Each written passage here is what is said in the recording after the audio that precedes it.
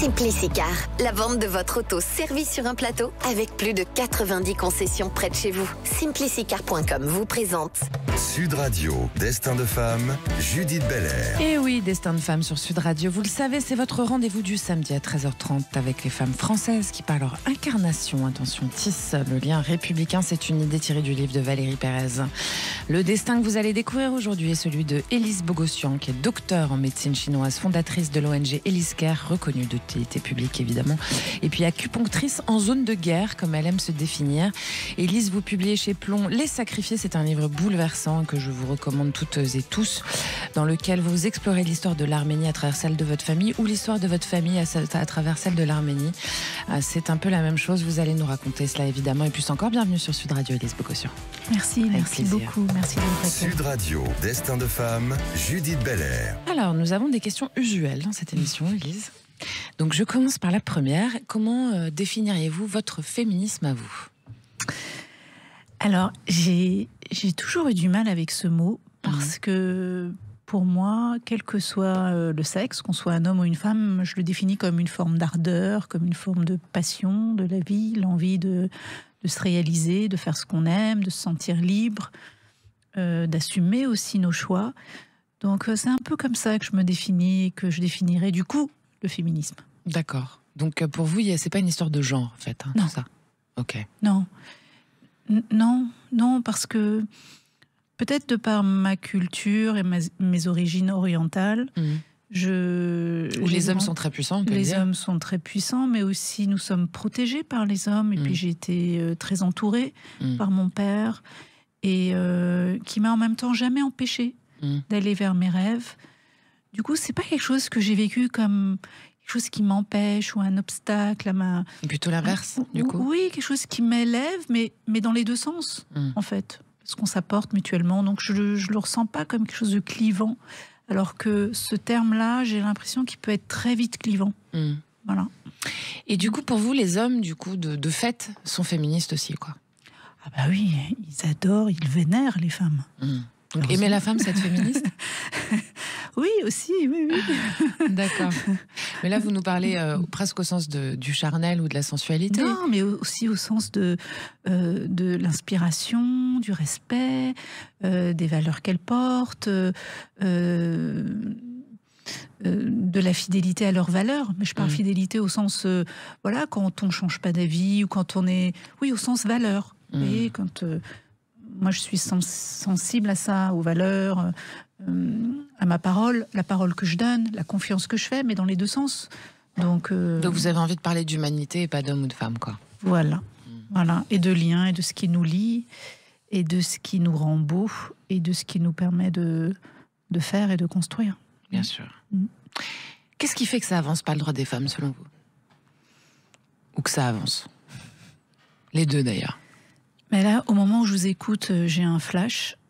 Forcément, ce sont les images des femmes syriennes, mais aussi de toutes les femmes au Moyen-Orient ou dans des pays où leurs droits sont bafoués parce qu'elles sont soumises à des régimes totalitaires. L'Afghanistan, l'Iran. Oui. L'Irak, la Syrie, sont des régions où finalement le droit des femmes régresse de plus en plus. Et puis aussi parce que... Oui, je pense que les femmes font tellement peur dans le fantasme de ces hommes-là qu'il faut les rabaisser, les soumettre, les détruire et leur faire perdre confiance en elles. Et ça, oui, ça fait mal. Après, en Occident, je trouve que c'est le contraire. Les femmes sont quand même libres, assumées.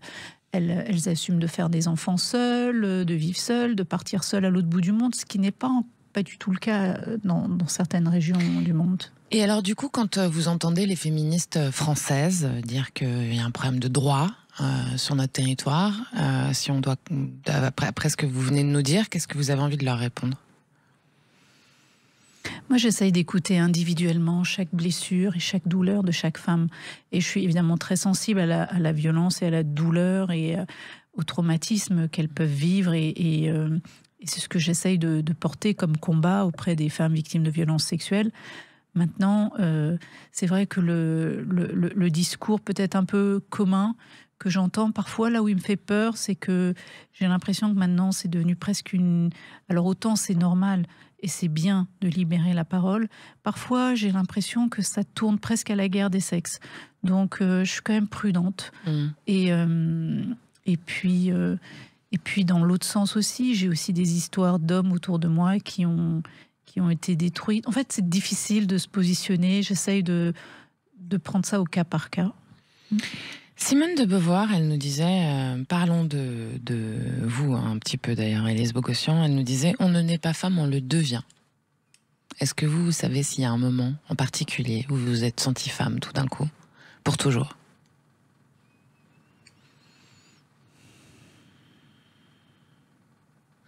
Il y a un changement avec la maternité, ça c'est sûr. Oui.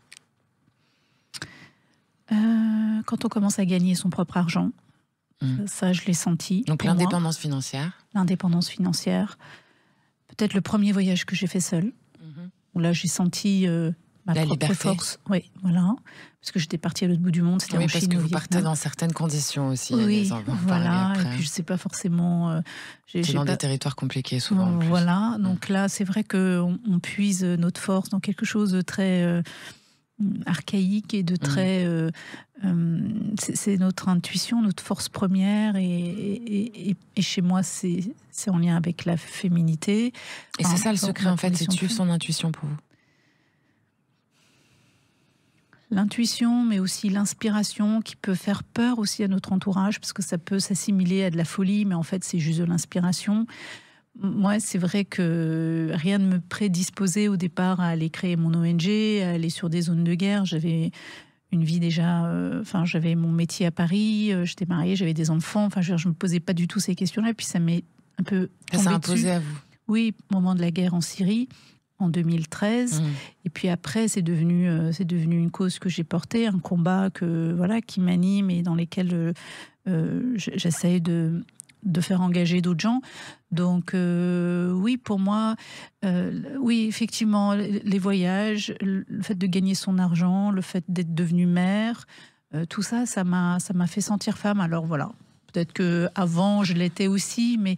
Avec moins de conscience, peut-être. Oui, plutôt dans le genre de rêve, de la personne qu'on aimerait être quand on est étudiant ou quand on est ado, vous voyez. Alors, vous avez sorti un livre, on l'a dit, qui s'appelle Les Sacrifiés. C'est sorti chez Plomb, Élise Bogossian. Et j'avais envie de lire votre page de garde.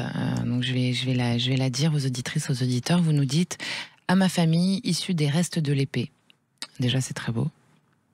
Que nos histoires célèbrent la force de vivre et rendent hommage à ceux qui ont donné leur souffle pour que le nôtre perdure. C'est une ode à la vie, en fait. Oui, à l'amour et à la vie. C'est une affaire de famille, l'exil, dans votre famille. Oui. Oui, et puis je voulais pas la raconter en étant victime. Et puis, de toute façon, oui, de façon générale, j'aime pas porter l'histoire d'un vaincu, mais je voulais raconter la guerre actuelle en Arménie et l'épuration ethnique des Arméniens. Oui, parce que vous êtes d'origine arménienne, effectivement. Oui. Et ça dure depuis longtemps, les Arméniens. Oui, depuis plus d'un siècle. Et je voulais raconter cette histoire à la lumière de 1915 et de mon grand-père qui est un rescapé de génocide et qui est un héros et qui est celui, ce qu'on appelle un reste de l'épée, celui grâce à qui nous sommes tous, mes cousins et moi, aujourd'hui vivants. Et c'est vrai que je voulais raconter cette histoire. Oui, nous sommes des exilés, des enfants d'exilés depuis 3 générations. Et puis aujourd'hui, on a évidemment la chance d'être en France, d'avoir été accueillis, de nous être intégrés. Et je voulais raconter, ça a été au moment de la guerre en Arménie en 2020, et puis depuis 4 ans, la descente aux enfers que vit l'Arménie. Je voulais raconter cette histoire parce que on vit dans un monde habitué aux guerres. Finalement, la notion de génocide, elle est presque banalisée aujourd'hui. Quand vous regardez n'importe quel pays, en fait, ce sont des génocides qui continuent parce que ceux qui sont aux commandes de ce génocide ne sont pas punis. Donc, il s'en nourrit, il inspire des nouveaux dictateurs, des nouveaux criminels. Et puis, vous avez les guerres anciennes, les guerres silencieuses, les conflits oubliés, comme l'Éthiopie, le Yémen, l'Arménie. Moi, je voulais parler de mon pays cette fois-ci parce que j'ai fait d'autres livres, mais là, je voulais parler du mien. Il y a aussi quand même, juste avant qu'on fasse une petite pause, ça vous est venu en fait ce livre il y a 4 ans, parce que au moment justement où l'Arménie a été attaquée par l'Azerbaïdjan et où cette histoire a été rentrée dans son éternel recommencement, enfin la roue s'est pas arrêtée, quoi.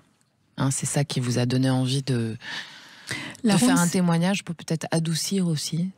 La Ronde ne s'est pas arrêtée, la communauté internationale est restée silencieuse. D'ailleurs, il y a une mécanique de déni, de négationnisme, de réécriture de l'histoire avec des inversions accusatoires de la part de la Turquie, de l'Azerbaïdjan, qui nous rend presque coupables de ce qui nous arrive. Enfin bon, c'est vraiment la perversité poussée jusqu'au bout, avec une réécriture de l'histoire pour presque expliquer que les Arméniens n'ont jamais été présents dans cette région, que c'était des Albanais christianisés, que finalement, nous sommes des squatteurs de passage. Et ça, c'est vrai qu'en plus un génocide, en plus une guerre, en plus une épuration ethnique, quand en plus il y a ça, en plus il y a un nettoyage de tout le patrimoine, qui est un patrimoine trimillénaire, parce que l'Arménie est le premier royaume chrétien du monde, et que on se dit mais jusqu'où va ça en fait, parce que ça s'arrête jamais, plus c'est gros plus ça passe de la part du camp donc opposé, la Turquie, l'Azerbaïdjan. Et effectivement pour moi c'était insupportable. Et il y a un moment on était tous dans la diaspora arménienne du monde entier, je parle pas que de la France, aux États-Unis il y a 10 millions d'Arméniens qui vivent en diaspora.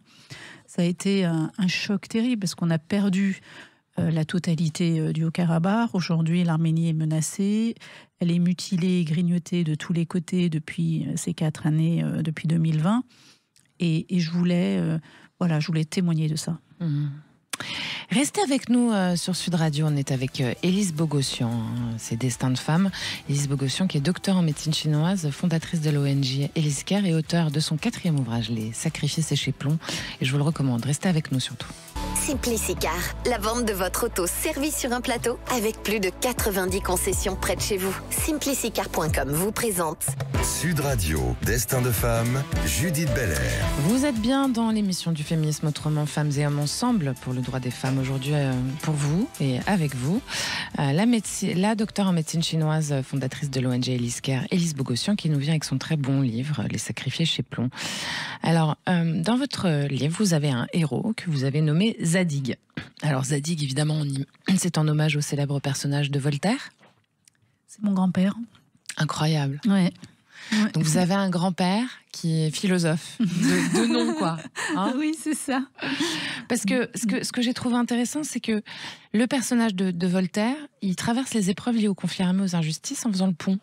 Et ben c'est un peu ce qu'il fait votre grand-père. Il fait le pont entre l'héritage de l'Arménie et ce qui vous a permis de devenir vous, comme vous le faites aussi. Puisque vos combats contemporains, ils viennent sur votre ONG Elizker et vous vous engagez. Donc tout ça, c'est lié à votre histoire. S'il n'y avait pas cette histoire-là, peut-être que vous seriez engagé différemment. Ah, c'est certain. Je pense qu'il y a une prédisposition. Et puis votre grand-père s'appelle Zadig. Dans le transgénérationnel, parce que j'ai creusé son histoire.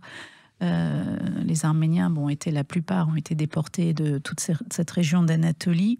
Et puis une partie a été déportée dans les déserts de Mésopotamie. Et il y avait des camps de travail avec tout ce projet de construction de lignes de chemin de fer, parce que c'était à l'époque l'alliance entre les Turcs et les Turcs de l'Empire ottoman et les Allemands pour construire cette ligne de chemin de fer qui irait de Berlin jusqu'au golfe du Persique pour le pétrole.